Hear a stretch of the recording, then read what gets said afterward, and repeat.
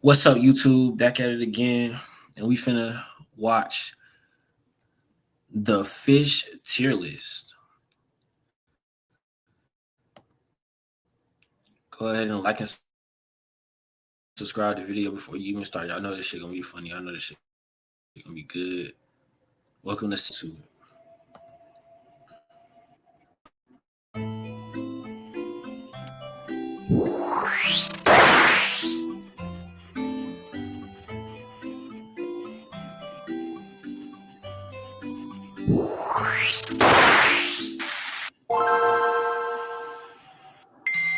This video was made in partnership with CuriosityStream. Fish are one of the most diverse factions in the entire game. They are extremely popular among both casual and competitive players, and make up the vast majority of the aquatic player base. And with so many different potential fish builds to choose from, it can be difficult to know which builds are actually competitively viable in the current meta. So today, we're going to go through the tier list of... What's worse, y'all?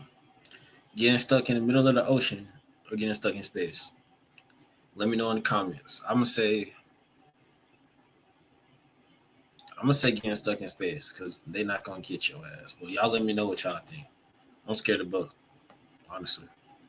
Fish. This will by no means be a comprehensive tier list. I mean, there are more than 3,000 variants of the catfish build alone. Still, by highlighting the standout builds in both high and low tiers, hopefully I can give you a good understanding of where the fish faction fits into the current meta. And if there's a fish I didn't include, hopefully by seeing my logic in this video, you'll be able to evaluate that fish build yourself. Oh, also, quick disclaimer, since I've already made a shark tier list, I'm omitting sharks from this video.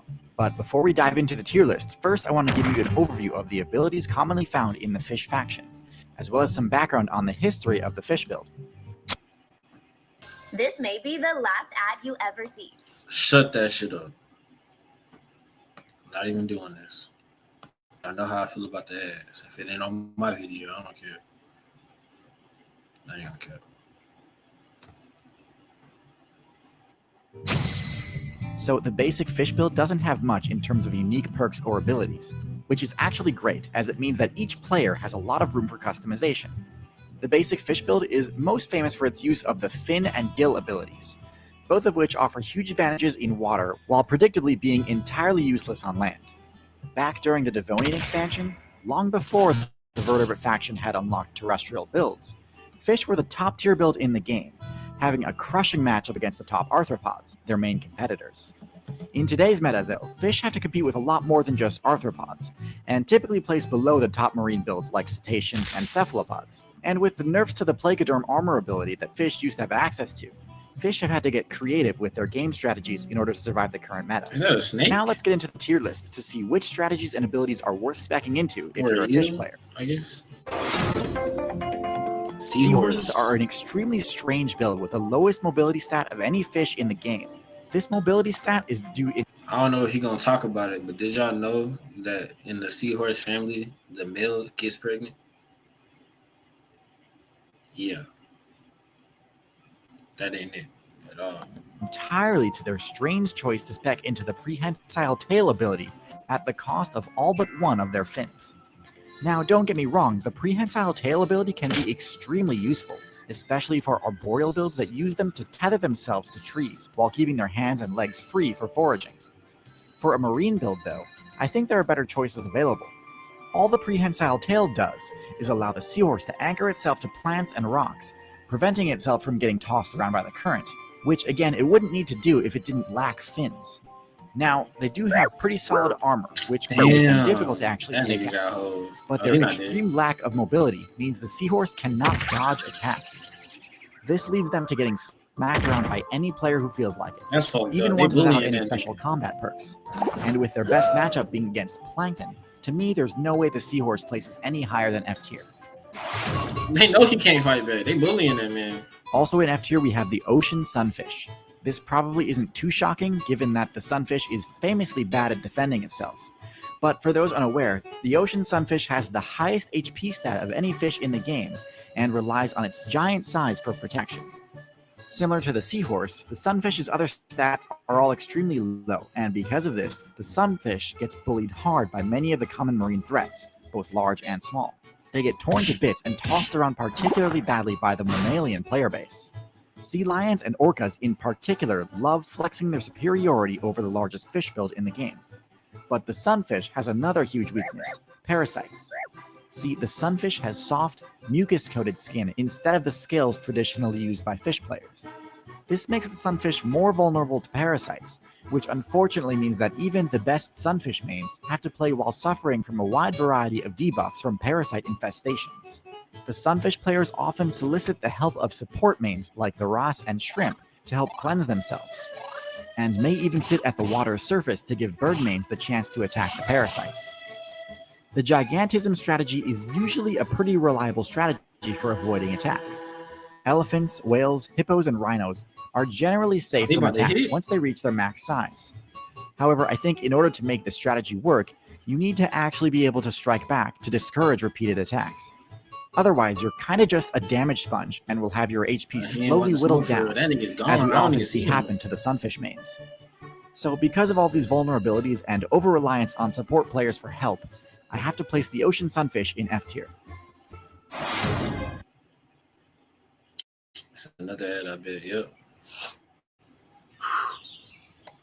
But we gotta say to him, y'all, shut that shit up. No cap. Nigga, get back. Are they not gonna let me skip it? Oh, there we go.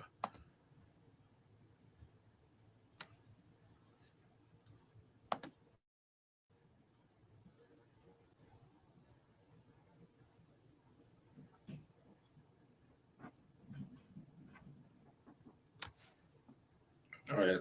You may proceed, Mr. Tirsu.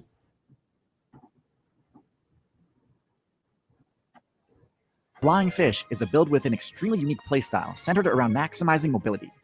By putting a huge amount of evolution points into their fin trait and mobility stat, they've actually gained the ability to glide through the air for surprisingly long distances. This is useful as an escape option when being attacked by a larger fish player. However, as unique a move as this is, I actually think this is a pretty poor strategy overall. Being airborne might put you out of range of an attack from another fish, but it's by no means a safe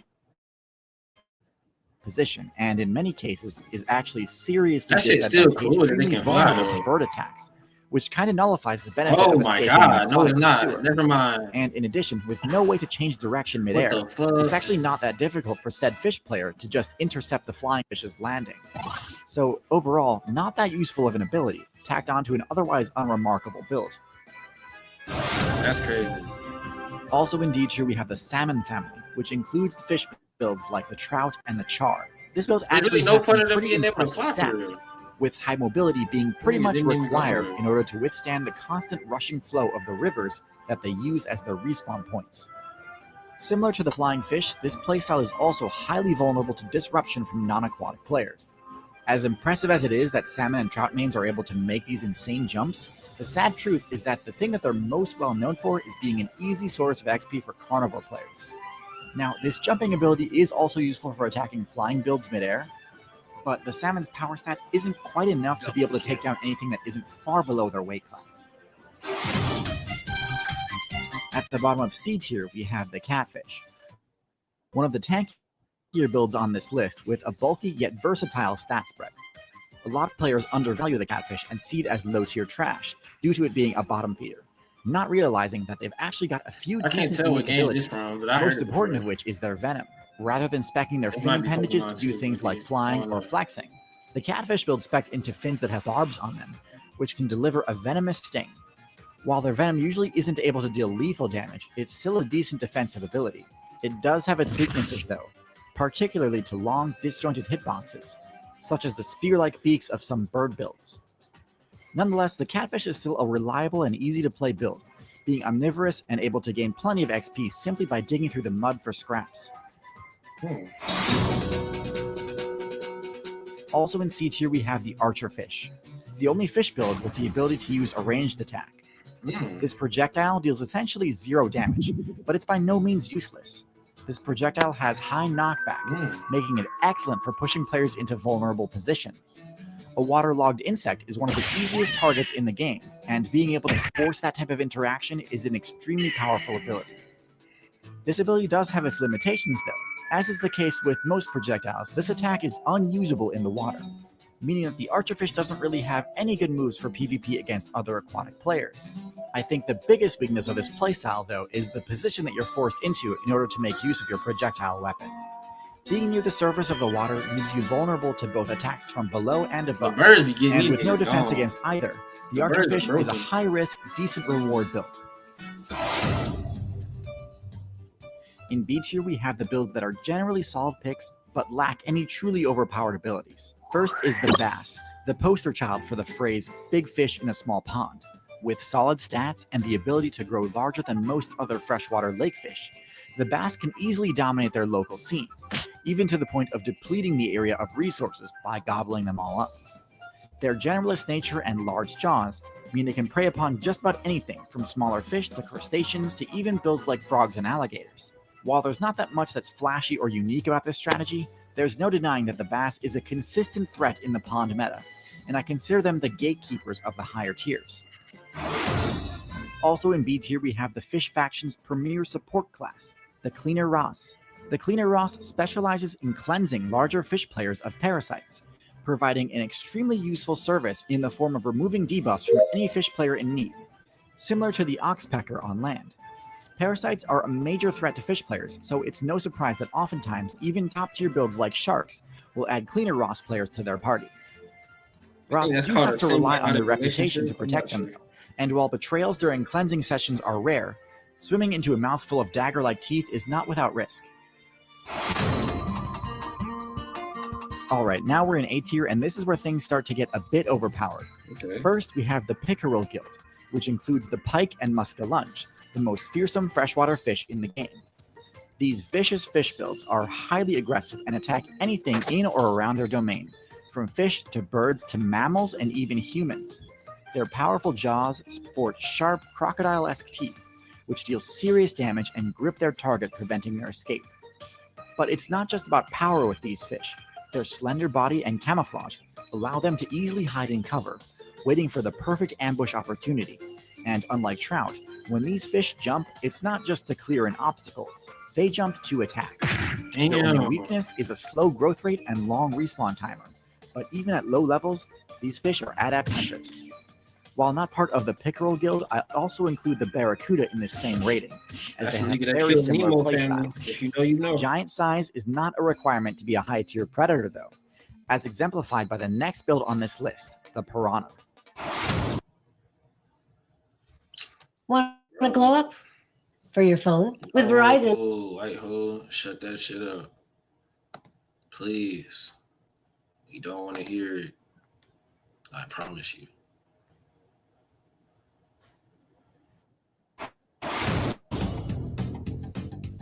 Piranhas are one of the best, if not the best, example of how with the My bad, y'all. Give me a second.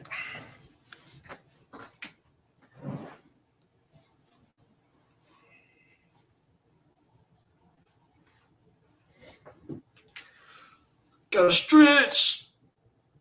Oh. Y'all just don't know. Nigga, it's getting tired. Okay.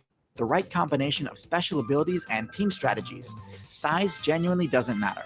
Their special ability, Feeding Frenzy, boosts Piranha Shoal DPS to one of the highest in the game, able to absolutely melt through the HP of even the tankiest targets. In contrast to the Salmon and Trout, because of their favorable matchup against larger players, Piranhas are the only fish build on this list that I think actually make great use of its positional advantage in rivers, as many mammals and birdmains will be forced to cross your territory over the course of their playthrough and fall victim to your frenzy attacks. Their main weakness is a lack of defensive capability, meaning that they can still be easily one-shot by other Predator players. The next build on this tier list does not share this weakness. The Lionfish is one of the most well-defended builds in the game, relying on a huge arsenal of venomous spines to deal serious damage to attackers, similar to the Porcupine build on land. Because of this, the Lionfish is an infamously unpleasant target to attack, and most Predator players tend to either ignore or actively avoid them. While their other stats are quite low, this certainly hasn't stopped them from rising to dominance in their home server of the Indo-Pacific. Lionfish are also generalists who gobble up anything that their low mobility stat allows them to catch, which can quickly deplete a server of its resources. And because of their quick respawn rate, lionfish have rapidly spread to other ocean servers without much pushback, at least until they reach the tropical Atlantic. See, there is one fish build that has been able to consistently take down lionfish, and once I show you how broken some of their abilities are, it'll be easy to understand why.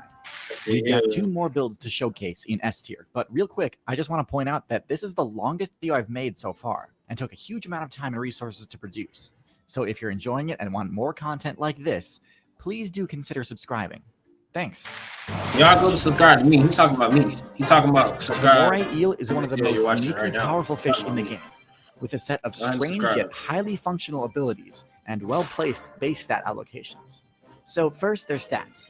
While the highest aquatic power rating falls to sharks and whales, a close runner-up is the moray. Their teeth resemble broken glass and can do similarly brutal damage in combat. Their mobility is surprisingly high for a fish that lacks pectoral and pelvic fins, but in addition to having great maneuverability in the tight spaces of a reef, they're capable of some pretty impressive bursts of speed too. Their stealth may seem low due to their vibrant coloring, but honestly, bright colors are everywhere in reef servers. They don't stick out too much. In fact, their ability to contort and fit into crevices and other tight spaces gives them a pretty huge advantage for ambushing other players. Damn. Where things get interesting though is with their defense. The moray has a slime-based special ability, which serves multiple defensive purposes. It protects them from taking abrasion and puncture damage while passing through sharp coral and jagged spaces within the reef. Makes sense. But perhaps more surprisingly, it's great at deflecting damage from things like teeth and spikes. Not only does this give them a great matchup against sharks, but it also makes them one of the only builds in the game capable of taking down the lionfish. This excellent matchup spread makes placing the moray eel in S tier an easy decision. The final build on this tier list is the billfish. This includes the marlin, swordfish, and sailfish, all of which have similar playstyles. This group is top tier for 2 reasons. First is that they have the highest swim speed in the game, beating out not just all other fish, but also mammals and birds. In addition to having unmatched speed, their large dorsal fins allow them to make tighter turns than most fish too, making them extremely good at chasing down prey. Their most unique trait, however, is their bill, one of the strangest offensive abilities in the game. Useful for both slashing and stabbing, this attack is one of the few in the game able to hit multiple targets at once. This makes it excellent for countering the ubiquitous safety in numbers strategy many fish players adopt. And since the billfish hunt in packs, they can rack up insane kill counts, That's scary. rivaling the hunting prowess of even a pot of dolphins. With busted stats and a signature move that's both flashy and downright broken, to me there's no question that the billfish is the most overpowered fish build in the game. Okay. Regardless of where your favorite fish build falls on the tier list, one thing's for sure. Adaptation is key to survivability in the current meta, and it's important to always be exploring new strategies to stay ahead of the curve. The same can be said for YouTubers, and this is why a bunch of creators and I have started an experiment called... Yeah, this nigga yapping for the rest of the video. But y'all, I hope y'all enjoyed the video. I hope y'all enjoyed this shit. Catch me on the next one. Welcome to Sand Skills. We're gonna do this shit forever, nigga, until we fucking rich. And then after that, we're gonna keep doing it. So forever, nigga. I just said that, you know what I'm saying?